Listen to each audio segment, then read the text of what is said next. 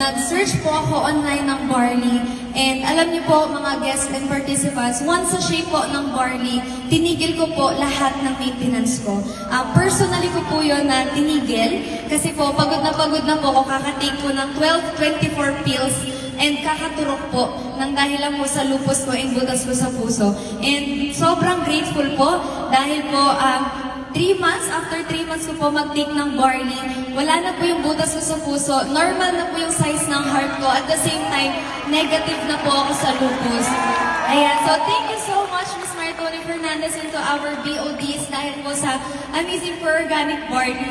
Kasi yung batang yun po na gusto lang po gumaling din po sa karamdaman, natulungan din po sa opportunity. Diba po? So, and bukod din po doon, disclaimer lang po, ang lupus walang cure pero treatable.